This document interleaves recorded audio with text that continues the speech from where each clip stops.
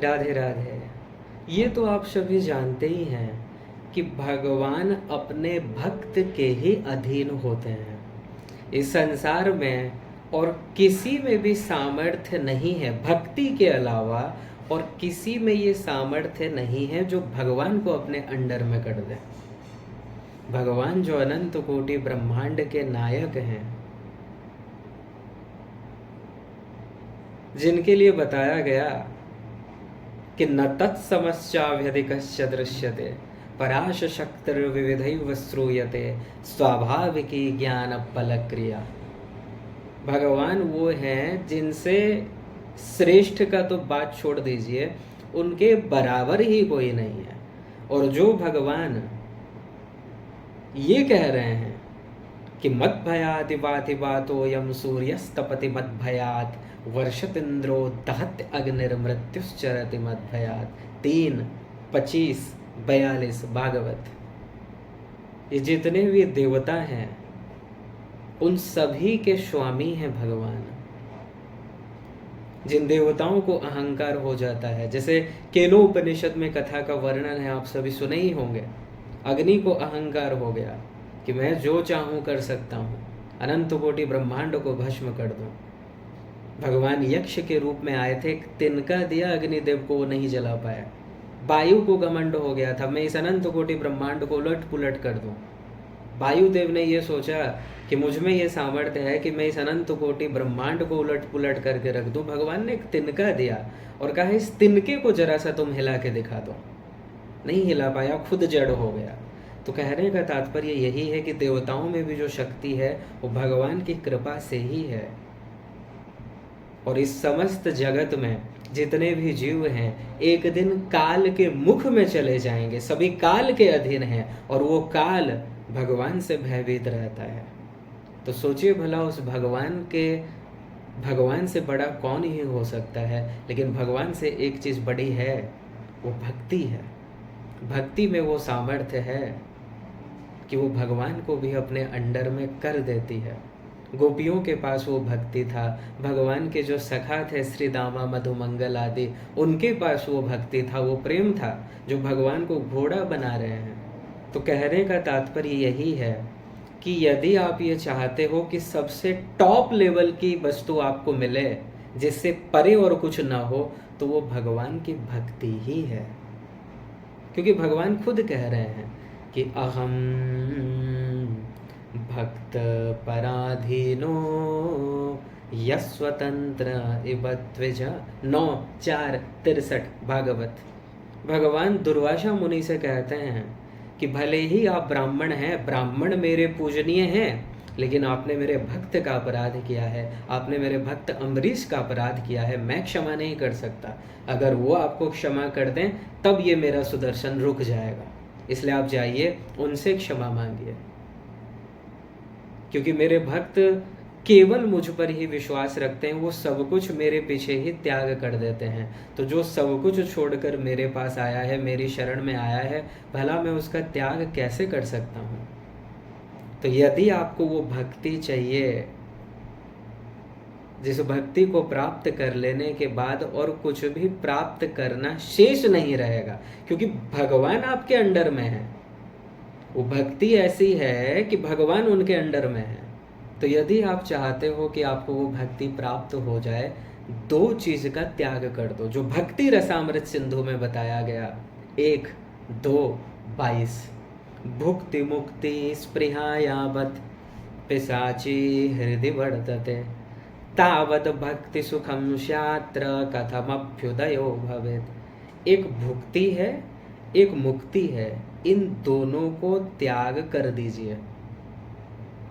अर्थात इन दोनों से आपको वैराग्य हो जाए, अपने मन से त्याग कर दीजिए इन दोनों का। भुक्ति मतलब क्या? ये संसार का जो सुख है, तैत्तरीय उपनिषद में सुख के 11 क्लास बताए गए हैं। तो ब्रह्म लोक तक का जो सुख रहता है, जो ब्रह्मा जी का लोक है, ब्रह्म लोक तक का सुख, वहां तक की कामना तुम्हारे मन में ना आए।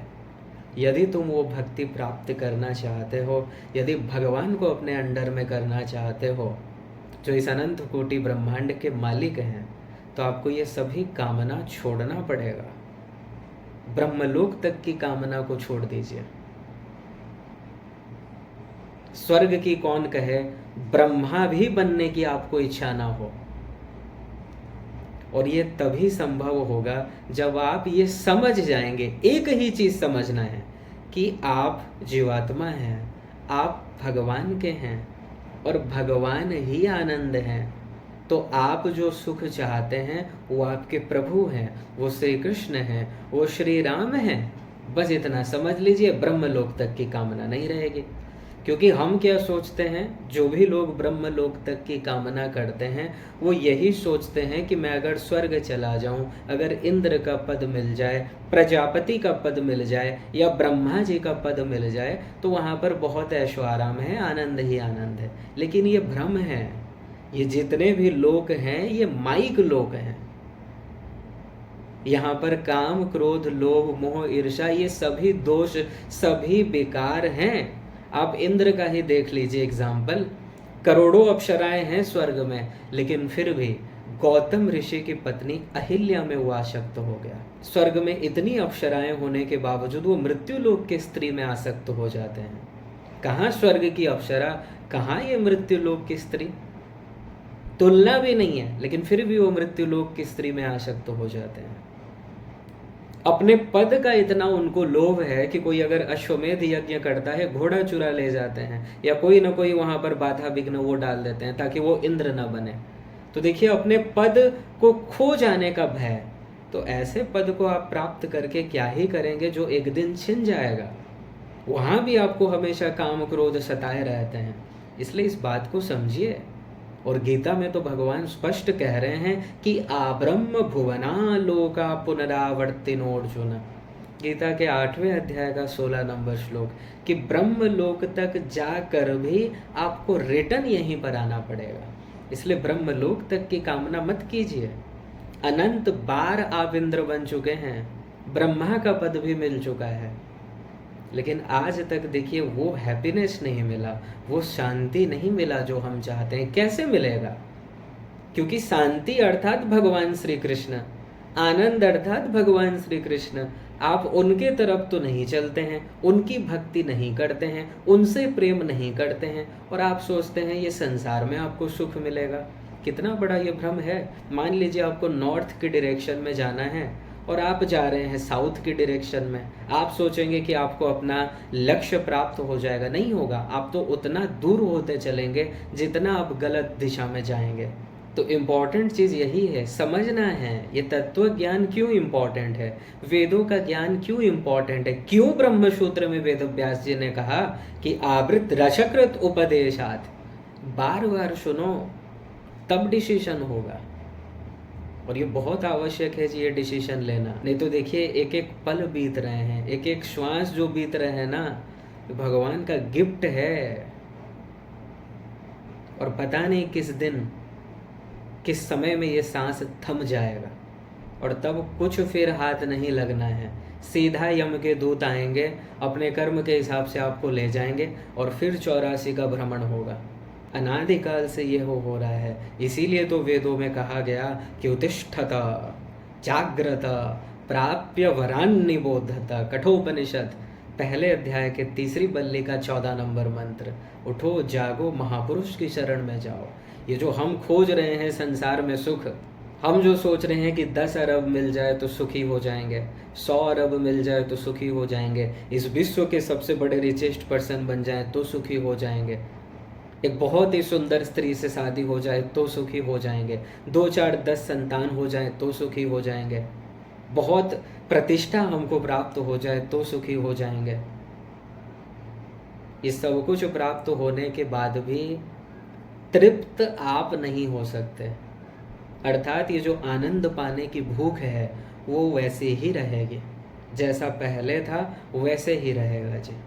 क्योंकि आप जिस दिशा में आनंद को ढूंढ रहे हैं वहाँ आनंद है ही नहीं। आप तो ऐसे गहरे समुद्र में प्रवेश करते जा रहे हैं जहाँ से निकल पाना मुश्किल है। क्योंकि जितना आप संसार में चलते आगे बढ़ते जाएंगे, मतलब संसार में जितना आप सुखों के प्रति आसक्त होते जाएंगे, उतना ही आप भगवान से दूर हो रहे हैं। क्योंकि आप अपने लक्ष्य से दूर हो जा रहे हैं। जितना अधिक से अधिक संसार में आसक्ति होने लगेगा, उतना ही मुश्किल है कि आप अपने मन को अपने प्रभु में लगा सके। इसलिए पहला शर्त, भुक्ति की कामना अपने मन से इसी क्षण हटा दीजिए, निकाल फेंकिए। अगर आपको भक्ति चाहिए, अगर आप उसको नचाना चाहते हैं, देखिए भगवान की माया तो सभी को नचा रही है। सभी इस संसार में नाच रहे हैं जी माया से, काम क्रोध लोभ आदि से नाच रहे हैं प्रत्येक जीव। लेकिन अगर आप उस ब्रह्मांड, अनंत कोटि ब्रह्मांड के जो नायक हैं श्री कृष्ण को अगर नचाना चाहते हैं, तो भक्ति में ही वो सामर्थ्य है कि भगवान आपके सामने नाचे, भगवान आपके इशारे पर नाचे। अभी आप माया के इशारे पर नाच रहे हो, लेकिन अगर आप चाहते हो कि भगवान आपके इशारे में नाचे, तो वो भक्ति में ही संभव है।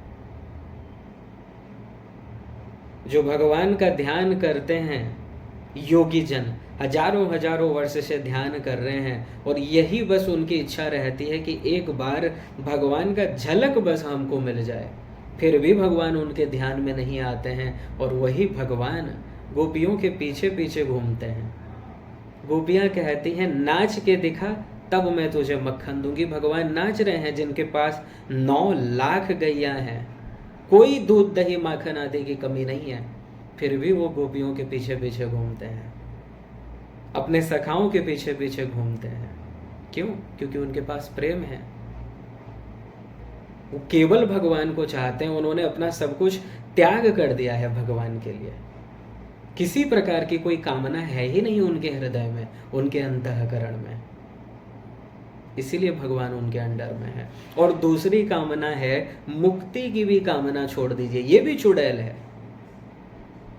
इसलिए कपिल मुनि अपनी माँ देवहूति से कहते हैं कि मेरे जो वास्तव में भक्त होते हैं वो 5 प्रकार की मुक्ति को ठुकरा देते हैं। वो ये कहते हैं कि प्रभु आप नरक हमको दे दीजिए, लेकिन मुक्ति हमको मत दीजिएगा, नहीं चाहिए हमको ये मोक्ष। जो मूर्ख होते हैं वो मोक्ष की कामना करते हैं। और मोक्ष मतलब क्या है?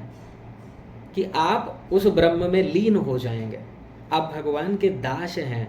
दास और स्वामी का ये जो संबंध है, ये जो रिश्ता है भगवान का और भक्त का, वही नहीं रहता है। आप लीन हो जाते हैं उसमें। आनंद मिलता है नो डाउट, लेकिन उस आनंद का आप करेंगे ही क्या, जहाँ पर उस आनंद को आप चख नहीं पा रहे हैं। आप खुद लीन हो गए आनंद में। जहाँ आप अपने प्रभु के उस सगुण सविशेष साकार रूप का आनंद ही नहीं ले पा रहे हैं, उस रस का रसास्वादन नहीं कर पा रहे हैं, उनकी सेवा नहीं कर पा रहे हैं। भक्त भगवान का जो प्रेम होता है वही आपको वहाँ पर प्राप्त नहीं होगा। इसलिए ऐसे मोक्ष की कामना भी मत कीजिए। हाँ, एक और चीज़ आप विचार कीजिए कि जब आपको भक्ति प्राप्त हो जाएगी तो पहला ये होगा कि भगवान आपके अंडर में हो गए, और जब भगवान ही आपके अंडर में हो जाएंगे, बाकी ये जितनी भी चीज़ें हैं, मोक्ष कह लीजिए, ये सांसारिक भुक्ति कह लीजिए, तो अपने आप आपको प्राप्त हो जाएंगे, अपने आप। इसको मांगने की क्या आवश्यकता है? भक्ति की दासी है मुक्ति। अगर भक्ति प्राप्त हो गई, वो बिना बुलाए आ जाएगी आपकी सेवा के लिए कि महाराज हम आपकी सेवा के लिए आ गए हैं। इसीलिए केवल भक्ति की ही कामना कीजिए। भगवान से यही प्रार्थना कीजिए कि प्रभु निरंतर आप में कैसे मन लीन हो जाए, निरंतर बस हम आपका चिंतन करते रहें, निरंतर हमको बस आपसे प्रेम हो जाए, और किसी भी प्रकार की कामना न रहे, ऐसी कृपा आप कीजिए। भगवान की भक्ति के बदले अगर आप भगवान से कुछ मांगते हैं, वो भक्त है ही नहीं, वो व्यापारी है, बिजनेसमैन है। यस्त आशीष आशास्ते न सभृत्य सबई बणिक 7:10-4 भागवत प्रहलाद जी कह रहे हैं, नरसिंह भगवान से प्रहलाद जी कह रहे हैं कि प्रभु जो आपकी भक्ति के बदले आपसे कुछ मांगे, मैं उसको भक्त नहीं समझता, वो व्यापारी है। क्योंकि जब मन में आपसे कुछ मांगने की इच्छा प्रकट होती है, सांसारिक कुछ इच्छाएं या मोक्ष की भी कामना प्रकट हो जाए, जीव का सर्वनाश हो जाता है। इंद्रियाणि मनः प्राण आत्मा धर्मो धृतिर्मति ह्री श्रीस्तेजः स्मृति सत्यम यस्य नश्यन्ति जन्मना। ये सब कुछ नष्ट हो जाते हैं, इनका पतन हो जाता है। और भगवान की जो भक्ति है ना, भगवान आसानी से किसी को नहीं देते हैं, बहुत परीक्षा लेते हैं जी। क्योंकि भक्ति, हमने क्या कहा, ये वो शक्ति है जिसके अंडर में भगवान आएंगे, इसलिए बहुत ही परीक्षा लिया जाता है। और परीक्षा इसी बात का लिया जाता है कि आपको भगवान से कितना प्रेम है। आप भगवान को चाहते हैं या संसार के सुखों को चाहते हैं, या प्रतिष्ठा को चाहते हैं, या ऐश्वर्य को चाहते हैं, या वैभव को चाहते हैं, या मोक्ष को चाहते हैं। इसलिए कपिल देव मुनि कहते हैं कि मेरे जो भक्त हैं वो पांचों प्रकार की मुक्ति को ठुकरा देते हैं। सालोक्य सार्ष्टि सामीप्य सारूप्य एकत्वम अप्युतम दीयमानम न गृह्णन्ति बिना मत्सेवनम जना। 3:29-13 भागवत। पांचों प्रकार की मुक्ति को ठुकरा देता है। काग भुसुंडी से भगवान ने कहा कि कुछ बर मांग लो। काग भुसुंडी मांगो बर अति प्रसन्न मोहि जानी। बोल रहे सिद्धियां मांग लो, मोक्ष मांग लो। काग भुसुंडी ने सोचा आज इनको कोई मिला नहीं है तो हमको बेवकूफ बनाने आ गए। काग भुसुंडी भी भगवान के परम भक्त निकले। उन्होंने कहा हमको ये सब नहीं चाहिए, अगर देना है तो हम यही मांग रहे हैं कि अविरल भक्ति विशुद्ध तब श्रुति पुराण जेहि गाव जेहि खोजत योगी मुनि प्रभु प्रसाद को पाव। अगर आपको देना है तो आप वो अविरल भक्ति हमको प्रदान कीजिए प्रभु। आप थोड़ा ही हम पर प्रसन्न हो जाइए, अति प्रसन्न मत होइए। अति प्रसन्न आप ज्ञानी जन के ऊपर, आप उनके ऊपर कृपा कीजिएगा। हमारे ऊपर तो बस थोड़े ही आप प्रसन्न हो जाइए और आपके चरणों की भक्ति प्रदान कीजिए। ये मन आपके चरणों में लग जाए, ऐसी कृपा आप कीजिए। देना पड़ा भगवान को भक्ति। तो परीक्षा केवल इसी बात का होता है जी कि आप चाहते क्या हैं। इसीलिए बार बार तत्व ज्ञान सुनिए ताकि मन बुद्धि में ये बैठ जाए, आप समझ सकें इस संसार में सुख नहीं है और ना ही मोक्ष में सुख है। सुख मतलब ही है भगवान, और संसार में सुख नहीं है। ये सब आप खुद ही प्रैक्टिकली समझ सकते हैं, बस विचार करने की आवश्यकता है। करोड़ों बार इन इंद्रियों का सुख हमको मिल चुका और प्रत्येक बार हमने सोचा कि अब की बार मिल जाएगा, अब की बार मिल जाएगा, अब की बार मिल जाएगा। सब मिलता जा रहा है लेकिन वही फटीचर हाल है। कोई सुख मिलता नहीं है जी। थोड़े समय के लिए मिल जाता है, छिन जाता है, मिलता है फिर छिन जाता है, और फिर एक और कामना, वो पूरी हो गई, फिर एक और कामना, वो पूरी हो गई, फिर एक और कामना। जैसे रेगिस्तान में जो हिरन होता है इधर उधर ढूंढता है जल, उसको सूर्य की किरण से जल दिखाई तो देता है दूर में, भ्रम हो जाता है उसको, वो सोचता है वहाँ पर जल है, अब हमारा प्यास बुझेगा। वहाँ जाता है, जल नहीं है, फिर वहाँ खड़े होकर देखता है वहाँ जल दिख रहा है, वहाँ होगा शायद। ऐसे ही घूमते घूमते घूमते घूमते प्यासे के मारे वहीं उसका शरीर समाप्त हो जाता है। ठीक इसी प्रकार ये जितने भी मनुष्य हैं एक दूसरे को देखकर बस संसार में भाग रहे हैं कि उसके पास 10 अरब है तो शायद वहाँ सुख मिल जाएगा। वो मिल गया, फिर वो सोचता है नहीं 10 अरब में तो नहीं मिला, उसके पास 50 अरब है तो शायद वहाँ सुख मिलेगा। ऐसे ही भाग रहे हैं बस एक दूसरे को देखते हुए, और भागते भागते ये मनुष्य शरीर छिन जाता है। अंत में दुख ही मिलता है जी, और प्रतिक्षण दुख मिलता है, प्रतिक्षण। ये कामनाएं प्रतिक्षण उसके मन में टेंशन उत्पन्न करती हैं। एक क्षण व्यक्ति चैन में नहीं रह पाता है, क्योंकि वास्तव में जो आनंद है आपने उनके साथ तो रिश्ता अपना माना ही नहीं, उनके साथ तो रिश्ता जोड़ा ही नहीं। इसलिए यदि भक्ति चाहते हो, यदि वास्तव में अपना कल्याण चाहते हो, यदि ये चाहते हो कि आपको सबसे टॉप लेवल की चीज़ मिल जाए जिससे परे कुछ भी ना हो, और जो बहुत ही दुर्लभ है, जिसके अंडर में भगवान हो जाते हैं, तो वो केवल भक्ति ही है। और उसको प्राप्त करने के लिए ये भुक्ति की कामना और मुक्ति की कामना अपने मन बुद्धि से निकाल फेंक दीजिए। इस शास्त्रों में बस यही बताया गया है और कुछ नहीं है। शास्त्रों का सार ही यही है, वेदों का सार ही यही है कि आप अपने मन बुद्धि को संसार से हटाकर भगवान में लगा दें, क्योंकि यहाँ सुख है ही नहीं, सुख भगवान स्वयं है। इसलिए वेदों में कहा गया आनंदो ब्रह्मेति व्यजानात्, रसो वै सह, वो खुद रस है। सएष रसानाम रसतमः परमः, भगवान ही आनंद है और उसको प्राप्त करके ही आनंदी भवति, हम सदा के लिए आनंद से युक्त हो जाएंगे। और उनको प्राप्त करने का एकमात्र तरीका है भक्ति। तो भगवान को प्राप्त करने का एकमात्र तरीका है, भगवान को प्रसन्न करने का एकमात्र तरीका है, भगवान को अपने अंडर में करने का एकमात्र तरीका है निष्काम निरंतर अनन्य भक्ति। अपने मन में भगवान के सुख के अतिरिक्त कोई भावना आए ही नहीं। जिस दिन आप इस स्तर में पहुंच जाएंगे, उसी दिन भगवान आपके अंडर में हो जाएंगे। बोलिए लाडले लाल की जय, जय जय श्री राधे।